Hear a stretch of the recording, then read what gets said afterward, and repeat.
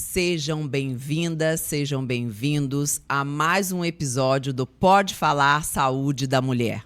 Eu sou Juscelane, a host, e aqui ao meu lado está o Dr. Valfran.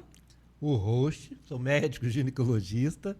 Estamos aqui hoje com um convidado muito especial, um médico extremamente habilidoso, tá? Para nos esclarecer muitas coisas sobre hipertensão e principalmente naquele período das 40 a mais. A mulher na menopausa, gente, a mulher na transição de climatério e menopausa. Muitas das vezes é negligenciado o quê? O coração. E aqui estamos nós, juntamente com o Dr. Gil, que veio juntamente conosco para conversar com vocês sobre a hipertensão na mulher no climatério, na menopausa. Seja bem-vindo, Dr. Gil. Muito obrigado, Jô. Obrigado, Valfran, pelo convite. É uma honra e um prazer estar aqui com vocês. Nós que agradecemos, tá? Então vamos lá, Dr. Gil.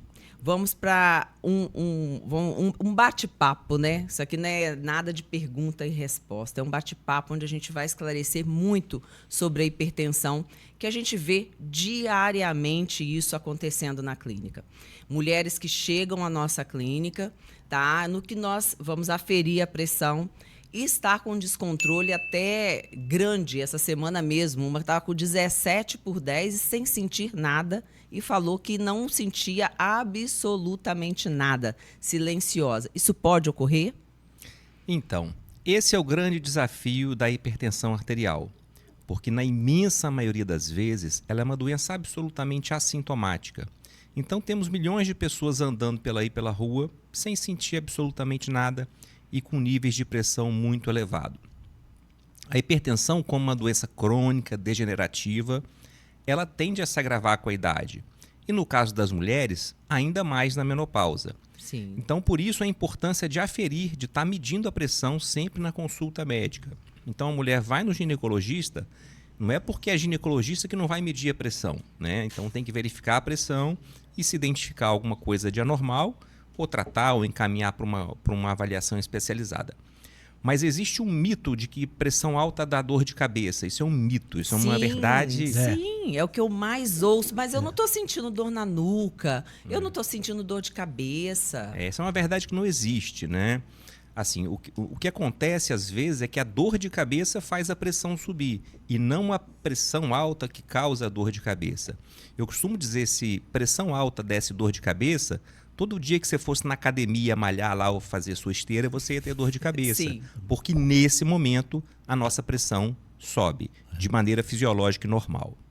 E é aquilo também que você acabou de colocar, né? Não é porque está indo num ginecologista que não vai ser aferido sua pressão. É o que eu vejo também. Elas olham para mim e falam assim, mas vai aferir pressão? Eu vou sentar na cadeira? Eu falei, você vai sentar na cadeira primeiro, depois você vai para a cadeira ginecológica. E você mesmo, né, Valfran, vê essa questão muitas das vezes, dessa desconfiança delas se assustarem. Por que a pressão? Você mesmo fala isso comigo. É com uma certa frequência que a gente pega, né, alterações, principalmente na máxima, né? Uhum. Mas a mínima, com frequência a gente tem observado pessoas com pressão mais alta, mais elevada, e coincide exatamente com essa falta, com essa carência, né, de alguns hormônios que estão na menopausa. Então pode estar ajudando, né, nessa elevação. E a gente tem como costume, tá, fazer realmente essa aferição. Aliás, aquele aparelho bom que eu tenho lá, foi você que me indicou. Foi. Exatamente. Foi mesmo. Você falou, nós fomos na consulta, porque ele é o nosso cardiologista também, né? E aí ele falou assim, ó, esse aparelho aqui é bom de vocês terem no consultório. Vai ter uma aferição fidedigna, onde vocês realmente podem confiar. Então, depois disso, a gente realmente começou a observar o quanto esse aferimento mudou a vida de várias mulheres que nos procuraram lá, tá? Justamente que não sabia que tinha um problema, procuraram ajuda e hoje não estão mais dentro daquele quadro porque estão tratando. Isso que é o mais importante, é a prevenção antes de um problema maior, não é isso? Exatamente, assim. Para começar, medir a pressão arterial deve fazer parte de qualquer consulta médica, independente da especialidade. Hoje a gente sabe o que é recomendado pela Sociedade Brasileira de Cardiologia é a utilização de equipamentos digitais certificados, tá? E especialmente aparelhos de braço, não os de pulso. Os de pulso, eles dão uma noção, mas são muito frequentemente associados a erros de medição. Então, aquele aparelho que eu indiquei para vocês, e outros, evidentemente, são certificados também, são os mais recomendados pela Sociedade Brasileira de Cardiologia. Então, foi no médico, deveria ter sua pressão aferida e no caso, se tiver alta, vamos investigar por quê e se tem que tratar. E eu observo também, isso agora vocês dois que vão me falar, isso é uma questão de estar ali conversando, vendo a história de uma mulher e de outra. Eu vejo que tanto a mulher com 35, 40, as de 50 para 60, tá? Elas também começam a perceber essa mudança dentro da parte do climatério e da menopausa. E começam realmente a sentir que não mais tem a mesma resposta de agilidade numa esteira, na academia, se sentem mais cansadas em alguns exercícios, se sentem mais cansadas muitas das vezes até numa atividade dentro de casa. Isso já é um ponto de alerta? Qualquer sintoma é um ponto de alerta. A gente sabe que alguns hormônios femininos eles protegem as mulheres de doenças cardiovasculares, isso é amplamente conhecido. Então, a partir do momento que elas perdem essa proteção hormonal na menopausa, elas caem na faixa dos homens de aumento de doença cardíaca e risco para hipertensão. Então, essa parte hormonal de menopausa, ela é relacionado ao aumento de hipertensão. E a própria idade, né? Quanto mais velho a gente fica, aí seja mulher, seja homem, a tendência das doenças crônicas é evoluir. Então, tem que fazer o diagnóstico e tem que fazer o tratamento. E aí essa parte hormonal, claro que os ginecologistas, né, eles fazem isso muito melhor do que os cardiologistas. Sim, e você, nesse ponto, em relação a esse cansaço, qual sempre é a sua orientação? Assim como o ginecologista não deve ficar medicando a hipertensão, eu acho que isso aí é o papel do cardiologista, tá? Nós ginecologistas temos sim que avaliar. Os hormônios sexuais são fundamentais na prevenção, né, dessas doenças degenerativas. Então, no caso, o estradiol, né? O estradiol ele tem proteção vascular, ele faz relaxamento da parede do vaso. Então, isso faz com que o vaso dilate e ajude na hipertensão. A testosterona é outro hormônio, né? Que nos ajuda também bastante pelo fato do relaxamento, tá? E a progesterona tem um papel ambíguo aí. Em certas situações ela relaxa, em certas situações ela ativa o sistema de renina, angiotensina, aldosterona, causando retenção e às vezes aumenta. Então, às vezes a gente tem uma dificuldade com relação a isso, sabe, Gil? Mas como faz parte do que a gente tem que fazer de reposição, a gente procura fazer e sempre com cuidado, né? De se ver se tem alguma alteração ou não naqueles níveis ali. Perfeito. E quais são os sinais para indicar se algo está errado, mesmo quando a pressão está quietinha? Bom, então a avaliação da hipertensão ela começa no consultório com a verificação, com a aferição da pressão, com o aparelho de preferência digital. Se tivermos dúvida, aí fazemos o mapa, que é aquele aparelho que você fica 24 horas com ele monitorando a pressão. Esse também é um exame recomendado pela Sociedade de Cardiologia para confirmação do diagnóstico. Porque muitas vezes a paciente chega no seu consultório, Wolfram, e mede a pressão está alta, ela pode estar ansiosa, ela pode estar com medo, ela pode estar com dor. E a gente sabe que isso são fatores que, de maneira fisiológica, fazem a pressão subir. Existem pacientes que têm a pressão mais alta apenas quando vão no consultório médico, né? Então, esses não são recomendados o tratamento. Mas para a gente diferenciar quem é quem, aí nesses casos é indicado o mapeamento de pressão, né? Que é o mapa, monitorização ambulatorial da pressão arterial, onde o paciente coloca um aparelho no consultório médico, vai embora para casa e fica sendo monitorado durante 24 horas. Esse aparelho ele recolhe vários números, vários dados de pressão e ao fim das 24 horas é feita uma média sobre o valor médio que a gente decide, precisa tratar ou não precisa tratar. Justamente, então, porque pode no consultório. A pessoa, com todos esses pontos que você colocou, já está estressada, né? Já está fora daquele âmbito natural dela e a pressão subir, né? Sim. Pode ocorrer isso. Então, o ideal também é fazer esse exame para que veja se isso realmente está ocorrendo esporadicamente dentro de alguma situação sob pressão, estresse, ou se isso está acontecendo realmente regularmente, ela não está observando. Gil, qual seria a melhor conduta, no meu caso, como ginecologista, quando pego uma alteração de hipertensão, que eu acredito que seja uma hipertensão realmente? Eu devo solicitar o mapa e encaminhar para o cardiologista, né? Ou eu devo encaminhar para o cardiologista direto? Qual a sua orientação? Olha, Valfran, eu acho que cada médico tem uma conduta muito específica, né? Eu acho que solicitar um mapa é um caminho correto, né? Encaminhar para o cardiologista também não está errado. Mas o principal é a gente saber que a gente vai ter que, se confirmado, vai ter que tratar essa paciente. Tá? A gente vai ter que tratar. E na maioria das vezes, por mais estranho que isso pareça, esse tratamento não é uma emergência, não é de hoje para amanhã. E aí, às vezes, as pacientes estranham. Poxa, mas eu vou ter que fazer um exame e aí minha pressão está 18 hoje. E eu costumo dizer, olha, provavelmente essa pressão está 18 ou 19 há muito tempo, isso não é de hoje. Sim. Então é melhor a gente postergar um pouco o tratamento, fazer o exame e fazer um tratamento mais direcionado pelo exame, né? Então, essa é a questão.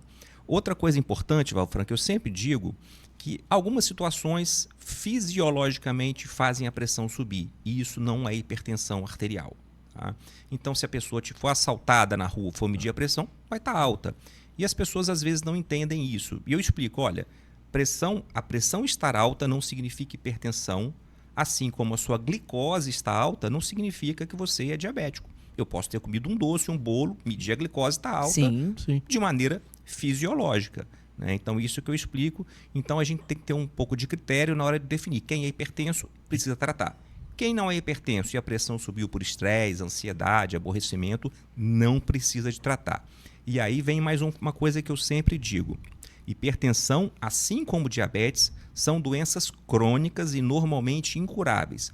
Ou a pessoa tem e precisa de tratar, ou não tem e não precisa de tratar. Não existe uma pessoa que é diabético de vez em quando. Curou. Ou segunda, terça e quarta é diabético. Né? Então a pessoa fala assim, não, mas eu quero um remédio para tomar para baixar minha pressão quando a minha pressão subir. Eu digo, não precisa. Né? Porque senão você teria que tomar insulina toda vez que você comesse um bolo. Né? Ou, enfim, não precisa mesmo. Eu ouço também, você falou uma coisa aí agora, eu ouço lá direto. Eu sempre pergunto, você faz uso de medicação para pressão? Faço. Você toma direitinho? Só quando eu sinto que ela sobe. Isso é frequente. Ela não sente, ela acha que sente. Né? Então, essa é a questão. A gente tem que orientar e gastar um pouco de tempo na consulta e explicar. Os sintomas, quando os sintomas relacionados à hipertensão eles aparecem, já são sintomas de complicação, Valfran. São sintomas de lesões de órgãos-alvos. Né? Você vai ter sintoma de retina, de rim, de coração. Sim. Não é o sintoma da pressão alta realmente. Ligada diretamente ao coração, né? Não. Porque está vindo já por um gatilho de alguma outra coisa. Exatamente. Tá. Você observa dentro da sua clínica lá a hipertensão mais em pessoas jovens ou mais em pessoas de idade? Porque a maior parte fica assim, isso só vai me dar na velhice, eu não preciso me preocupar agora. Você observa isso? Então, eu acho que a hipertensão é uma doença crônica, ela piora com a idade, né? Como toda doença crônica, Sim. Mas ela aparece em jovens também, por razões genéticas, fatores ambientais, fatores de excesso de sal na comida, inatividade física, estresse. Então, isso tudo agrava, mas o componente maior é genético. Né? Então, existe hipertensão em jovem e tem que tratar também. E mais um motivo para tratar, porque o jovem ele tem uma expectativa de vida alta, né? Se você não tratar, a complicação ela chega mais cedo. Chega mais cedo, isso aí. Quais os maiores mitos que você ouve dentro da cardiologia, dentro dessa parte da hipertensão arterial? Primeira coisa é que a pressão alta dá dor de cabeça, né? Isso não é verdade. Né? ou pelo menos não é uma verdade absoluta, né? Sim. Eu até admito que, assim, que níveis extremos de pressão associados a algum sangramento intracraniano, isso pode causar algum sintoma neurológico, mas são casos extremamente raros, né? Uhum. Então, isso é um mito. Outro mito é esse de tomar o remédio quando quer, ou de vez em quando, ou tomar o remédio da vizinha, né? Sim. Também é um mito, Valfrano. Sim. Um outro mito, assim, que assim, a gente tenta trabalhar bastante, é que, como tudo na medicina, inclusive na vida, né, você tem uma vasta quantidade de remédios antipertensivos, né? E eles não são iguais. Eles são diferentes e são para perfis de pessoas diferentes. Então, existem remédios melhores para idosos, remédios melhores para adolescentes, remédios melhores para pessoas de pele negra, enfim, para asiáticos. Então, assim, Sim. existem remédios que atuam melhor porque essas pessoas são geneticamente diferentes, tá? Então, e normalmente a pessoa quer o remédio mais barato possível. Sim, tá? é o que a gente sempre observa. Exatamente. E aí, eu sempre faço uma pergunta. Por exemplo, quando é mulher, eu pergunto, qual o shampoo que a senhora usa? Aí ela fala o nome do shampoo. Aham. Eu pergunto, é o mais barato? Ela diz não. Não compra o shampoo mais barato. Aí Mulher. eu pergunto, Pronto. por que então o remédio tem que ser o mais barato? Né? Sim. Porque não existe nada bom, bonito e barato. Não, não tem algo errado. Tem algo errado. Se tem um remédio que custa R$2 e outro que custa 50, Tem uma diferença. tem alguma É, coisa é. que você tem que avaliar, né? É evidente que eu não estou dizendo que todo mundo precisa tomar remédio caro, mas algumas pessoas com níveis de hipertensão mais severos, eles precisam e se beneficiam do remédio, que não é aquele remédio que distribui aí, Sim. né, a R$1 ou sistema. de graça no sistema. Ele traz benefícios não só de abaixar a pressão, mas como benefícios de proteção de órgãos-alvos, redução de risco cardiovascular a longo prazo. E isso tem um custo, né? Então, esse é um outro mito do Sim. remédio da vizinha, do remédio barato, do remédio de posto. Remédio genérico? Mas o remédio genérico, ele, até por lei, a gente não pode negligenciar, negar, né? Aham. E eu acho que, assim, a única coisa que eu oriento do genérico é o seguinte, procura um laboratório conhecido e confiável, né? Isso. E aí existem vários que a gente conhece por aí, né? Então, acho que isso é um mito também, né? Do sal, acho que sal tem que evitar. Sim. Né? É sabido que o excesso de sódio ele piora a hipertensão e pode ser um fator desencadeante para a hipertensão em pacientes com propensão genética. Então, não custa reduzir o sal da comida, a atividade física. Sim. Né? Isso Eu é acho, super eu acho importante. que essa questão da atividade física também, que você acabou de tocar, ela é importantíssima para regular a pressão. Tá? Eu vejo em mim, tá? A questão diária da atividade física é 12/8, tudo ali bonitinho. Tá? Mas me falaram também que 12/8 hoje não é mais a regra. É verdade isso? Não, 12/8 é uma pressão bastante satisfatória, bastante Sim, satisfatória. sim. O que acontece é que, eventualmente, as sociedades lançam umas campanhas e umas modificações mais a título de chamar a atenção e trazer esse paciente para verificação, né? Mas 12 ou 12,5 é uma diferença muito pequena. Aham. Né? O que a gente tem hoje, por exemplo, para diagnóstico do MAPA, que é aquele de 24 horas, é uma média de pressão de 130/80 nas 24 horas. Porque aí você vai considerar que essa pessoa nas 24 horas ela vai ter esforço físico, ela vai dormir, onde a pressão é mais baixa. Então tem picos e vales de pressão. E aí você tem uma média de 13/8, uma média estipulada pelo MAPA. Entendi. E nessa questão, Valfran, juntamente com esse 12, 13/8, questão do estradiol. O estradiol como já comentamos anteriormente, ele é um hormônio, né, que ele tem proteção cardiovascular, né, para doenças cardiovasculares. Então, o estradiol é fundamental que as mulheres que podem fazer essa reposição, que seja feita, pois esses hormônios, eles previnem, né, essas doenças degenerativas. Então, é um foco, né, no tratamento da integrativo, a correção dos hormônios sexuais. Dentro dessa questão de baixa de estradiol, quando ela está naquela fase de climatério para menopausa. Sim. Tá? Dentro da menopausa, muitas das vezes, se já está muito complicado, se ela passou a janela da oportunidade. aí existe na reposição hormonal, a gente chama de janela de oportunidade. É quando a mulher entrou em menopausa, ela tem um período de até 10 anos para a gente poder iniciar uma reposição. Neste período, é o período que tem vantagem na reposição. Agora, após esse período, a vantagem cai completamente e a reposição é um risco cardiovascular para ela. Então, essas mulheres que estão fora da janela de oportunidade, na minha opinião, não devem fazer reposição hormonal. E o que você acha, Gil? Concordo com o Valfran. Concordo com ele. Acho que a reposição estradiol é super importante, né? Isso não é novidade, né, Valfran? Sim. É antigo, enfim.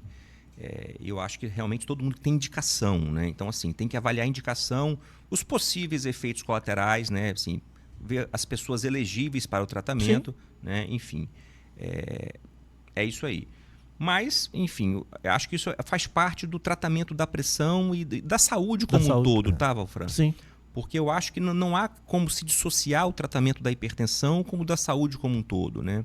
A gente está falando há pouco sobre atividade física, né? Então a gente fala atividade física, Valfran, como se fosse uma coisa opcional para a pessoa, e não é opcional, tá? Não dá para discutir, não é opcional a pessoa fazer atividade física, é fundamental para ela não adoecer e, se ela já estiver doente, para não agravar a doença que tem. Sim. Né? Então, assim, hoje a gente tem um estilo de vida, e isso é recente na humanidade, né? Que a gente já tem carro para tudo, a gente nem levanta nem para trocar o canal da televisão, né? E se você pensar 150, 200 anos atrás, a quantidade de esforço que o ser humano fazia era muito maior, né? Então a gente tem que compensar isso de alguma forma. O nosso corpo não foi feito para ficar parado, né? Não foi feito. Então eu sempre recomendo atividade física.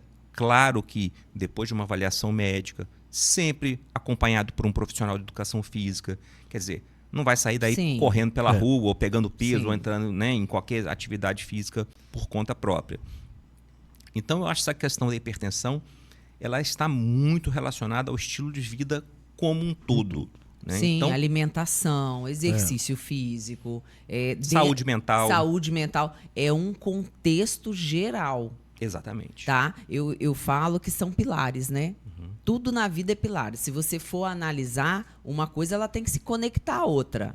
Senão ela fica capemba. Né? Senão ela perde a liga, né? Perde a ligação. E eu acredito que essa questão da saúde vascular é isso aí que você acabou de dizer. Exercício físico não é uma opção mais. Eu não gosto. Eu não gosto de jiló, mas eu como. Né? Assim, mas eu não gosto de, muitas das vezes, sair na chuva, mas de vez em quando você toma uns pingos de chuva, não toma? Então, a gente não tem que negligenciar e muitas das vezes também não tem que ficar colocando coisinhas em cima para abonar aquilo que você precisa fazer. Perfeito. Não é Perfeito. isso? É só um pouquinho, voltando um pouquinho, que agora você me perguntou dos mitos, e tem um mito que é ótimo, que eu esqueci de falar e vou falar. Né? E aquela pessoa, Valfran, que a gente diagnostica como hipertensão arterial, né? Até pelo mapa de pressão, e dá uma média alta, e eu digo, olha, não tem jeito, a senhora vai ter que tomar um remédio, né? E aí a pessoa vem com da seguinte frase: doutor, eu não quero ficar dependente do remédio. E na sequência eu digo, olha, a senhora já é dependente do remédio, só que não toma. Então, você tomar o remédio, ele não vai te tornar dependente. O que te torna dependente do remédio é ser ou não ser hipertenso, né? Sim. Então, assim, se você é diabético, né, você precisa de insulina. Né? Sim, então, você já é dependente da insulina. Não é tomar a insulina que vai te trazer uma dependência dela. Né? Se você tiver indicação, evidentemente. Eu estou ilustrando aqui um caso. Então, o fato de começar a tratar não te torna dependente. Dependente você já é pela sua própria doença. Condição. Né? Isso pela aí. sua condição. Então, eu digo, olha, a senhora já é dependente. Agora, cabe a senhora decidir se tratar ou né? não. Exatamente. Isso aí. Gil, mas esse mito é muito bom. A gente está conversando aqui, eu estou passando na minha cabeça algumas coisas, porque nessa fase agora está a fase dos suplementos, né? E o que você me diz do magnésio? Ajuda em alguma coisa aí na prevenção ou na hipertensão? Então, Valfran, eu acho o seguinte, eu acho que isso, assim, essas questões de suplemento, Isso vem e volta, né? Assim, com Sim, o tempo, né? Não só dos suplementos, mas você vê, antigamente era água de alho, água de berinjela, água. E só vai trocando Sim, o sim. vegetal, né? A baba do quiabo. Exatamente, exatamente. Eu costumo dizer sempre o seguinte: nossos avós não tomavam magnésio, nem suplementos, nem nada, e muitos deles viveram até 90 anos, Sim. enfim, às vezes na roça. Eu costumo dizer que quem tem uma alimentação equilibrada dificilmente vai precisar de suplementação. Dificilmente, tá? Uma alimentação equilibrada. Esse é o ideal. Uma Seria, boa alimentação. exatamente. Uma boa alimentação. Só que lembrando vocês, hoje uma alimentação ideal, muita gente não tem. A maior parte não tem uma alimentação ideal. Esses dias mesmo vieram me falar que o ideal é comer 5 frutas diferentes no dia. Tem gente que não tem acesso a uma. Sim. Né? Então, muitas das vezes a suplementação, acredito que ela entre justamente por não ter uma alimentação ideal. Sim, eu acho que aí quando falta, né? Quando precisa, eu acho que é fundamental, né? Mas assim, esse não é um papel que o cardiologista costuma fazer normalmente. Sim. A gente costuma, quando há uma indicação, a gente encaminhar para um especialista em nutrição, um nutricionista, um nutrólogo, Sim. alguém que saiba isso de maneira mais a conduzir. Entretanto, os casos que chegam para a gente de hipertensão são casos mais severos, que aí não tem jeito, precisa de medicação mesmo, né? Não vai resolver, não vai resolver suplemento, com suplemento, não resolve, não. tá? Então, sim, é igual o diabético que chega com 400 de glicose no endocrinologista. Ele pode até tomar alguma coisa, mas não vai resolver, ele vai ter que tomar alguma coisa. Vai ter que medicar. Vai ter que medicar, né? Então é isso, eu acho assim, não é que não tem o papel, evidentemente que pode ter, como todo, né, alimentação tem mesmo, mas nos pacientes que chegam para a gente já chegam realmente no estágio um pouco mais avançado que tem que medicar. Tá, então, o que hoje você diria para essas mulheres, principalmente para as mulheres, tá? Nessa fase de climatério e menopausa, em relação à pressão, a esse cuidado cardiológico? Bom, uma prevenção, né? Sim, sim. A prevenção é o seguinte, primeira coisa é medir a pressão com frequência. E eu sempre digo, olha, e mulher vai sempre no ginecologista, diferente do homem, que às vezes fica 10 anos sem ir no urologista. Então, se a mulher vai no ginecologista, ela tem no mínimo, uma vez por ano um contato com o médico. Sim. Às vezes de 6 meses, dependendo do caso, não é, Valfran? Sim. Então, tem muitas mulheres que vão a cada semestre, né, fazer a sua avaliação, enfim, e dependendo do caso mesmo. Então, ali é um bom momento para medir a pressão, né, e ver se você está com a pressão ok ou não. Então, assim, isso é uma coisa, saber quanto está a sua pressão. Segundo, se você é hipertenso, tratar. Como é que nós vamos tratar isso? Né? É com remédio? Ou então, se a pessoa tem um excesso grande de peso, esse peso reduz, ela pode controlar a hipertensão? Pode ser que acontece. A gente vê muito isso em cirurgia bariátrica. Tá? O paciente perde, sei lá, 30, 40 quilos e o remédio de pressão não precisa mais. Né? Olha que legal. Então, assim, a hipertensão curou? Não, ela tratou de outra forma. Sim. Porque a perda de peso também é um tratamento. E a outra questão é a prevenção, né? Atividade física, alimentação equilibrada, saúde mental e excesso de sal na comida. Aí entra um monte de coisa que assim, a gente já está careca de saber. Cigarro, né? Nossa. Poxa, né? Será que a gente precisa continuar falando de cigarro nessa altura? Há uns quarto anos de século atrás, já andando, né? Isso, há uns anos atrás o cigarro era sinal de poder, né, de elegância, e colocaram isso no mercado. Hoje não, as pessoas estão muito conscientes, caiu por terra. Exatamente. Eu acho que a questão do cigarro hoje ela é um pouco diferente, né? Eu acho que todo mundo que senta no meu consultório que fuma e que é bastante gente, todo mundo tem a noção que não pode, que não deve, que não é legal, que faz mal. A pessoa sabe, Jô. Sabe? Sim. E não é também uma coisa fácil de tratar, como obesidade, como alcoolismo, como uma série de doenças que a gente vê, né? Então eu sempre digo, olha, o senhor fuma, a senhora fuma, fumo. A senhora gostaria de parar? A maioria gostaria. Não para porque não consegue, não é fácil. Então eu sempre oriento, olha, procura um tratamento, procura um médico especialista, né? Procura um pneumologista, faça uma avaliação do seu pulmão, né? Vê se tem indicação de alguma terapia, porque aí também não é a minha área. Sim. Mas eu sempre encaminho, oriento, né? Porque é muito fácil você dar um tapinha nas costas do paciente e dizer, olha, para de fumar. Ele não vai parar, né? Sim. né? É isso. Ele já tem consciência que aquilo faz mal. Exatamente. E não consegue. Então são coisas que a gente já sabe. A bebida alcoólica também, né, Gil? Sim, a bebida alcoólica também está diretamente relacionado não só ao aumento de pressão arterial, como uma série de doenças, inclusive o câncer, né? Dos mais diversos. Sim. Né? Ah, Gil, e a pessoa pergunta, poxa, então eu posso beber? Enfim, com moderação. O que é beber para você? Né? É tomar Sim. 2 cervejas no sábado, né? Eu tomar Sim. uma taça de vinho no Natal? Isso não tem problema nenhum, né? Assim, para a maioria das pessoas, tá? Estou dizendo em tese para a maioria das mas pessoas. eu adorei agora isso daí. O vinho, não falam que o vinho é bom pro coração? Posso tomar uma taça todo dia? Então, isso já foi muito comentado, mas assim, os estudos não são robustos nessa direção, tá? Sim. Os estudos que mostraram que vinho faz bem para o coração são alguns estudos europeus, tá? Que não avaliaram apenas o vinho, avaliaram o vinho. As pessoas tomavam vinho, evidentemente, Sim. mas tinham uma dieta equilibrada, mas tinham uma atividade física, Sim. né? Se você for na Europa, assim, e você passar num restaurante em Paris, você vai todo mundo almoçando com uma tacinha de vinho. Mas eles tomam apenas uma taça. Aham. Apenas uma. Sim. Né? Então, se você pega um estudo desse e começa a dizer isso, a pessoa vai querer tomar uma garrafa por dia. Sim, Não é no isso mínimo. no mínimo. No mínimo. E não é disso que se trata. Tá? E não é disso que se trata. Né? Então, os italianos lá que tomam vinho, eles tomam vinho, mas eles criam os bichos, plantam, fazem o macarrão, né? Sim. Assim, Tem uma dieta toda tem bem uma dieta, tem um equilibrada. estilo de vida. E aí, quando você traz aqui, a pessoa não quer adotar o estilo de vida, ela só quer pensar O vinho. o vinho. O vinho. Então, isso aí. É por isso que não funciona. Vocês estão vendo, gente? Como que nós somos difíceis? Fica todo mundo aí. Eu vou tomar um vinhozinho no final de semana, tomar 4 garrafas. Um casal toma 4 garrafas, ou seja, 2 garrafas para cada um. Não teve nem 2 taças, foram 2 garrafas. Então, o problema não está no vinho, está na quantidade desse vinho. Não é isso? Exatamente, exatamente. Na verdade, tudo, né, Jô? Assim, Sim. Tudo. Poxa, a bebida alcoólica. Nós temos, na vida, eu acho que a gente tem que ter pequenos prazeres, né? Sim. Eu acho que assim, a doce faz mal? Depende, né? Se você vai comer doce todo dia, não é legal. Agora, se você comer um chocolate no final de semana, que impacto isso vai ter na sua saúde? Sim. Muito pequeno ou nenhum, né?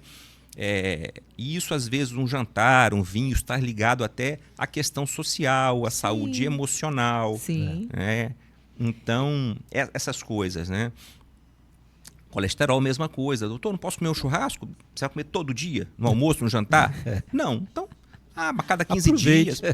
Coma. Sim, eu acho que é comer com moderação dentro daquilo que realmente você pode administrar no seu organismo. A gente não pode também tudo em excesso, vai dar algum problema, seja ele qual for. Com seja certeza. da bebida ao doce, da massa ao suco, tá? Vai vir algum problema. Com certeza. Então tudo é equilíbrio, Tudo é equilíbrio. não é isso?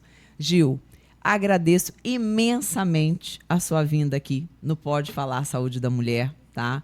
Estamos muito felizes com a sua contribuição, que com certeza vai ajudar muitas de vocês que ficam achando que tem que tomar o remedinho só quando a pressão sobe, ou ela caiu demais, aí eu não vou mexer com Não preciso mais de tomar. Não preciso mais de ela tomar. tá normal, regulada, não preciso mais de tomar, melhorei. E não é dessa forma. Então, acho que foi esclarecedor. E você também, que tiver alguma dúvida, coloca aí nos comentários, manda que a gente vai ter o maior prazer, né, Gil? De Com responder. certeza. Doutor Gil vai lá também, responde. Aquilo que você tiver dúvida, pode colocar, que a gente está aqui para ajudar vocês. E muito obrigado, tá, meu amigo? Jô, muito obrigado Valfran, mesmo. agradeço imensamente o convite. Um prazer que estar aqui com agradecemos. vocês.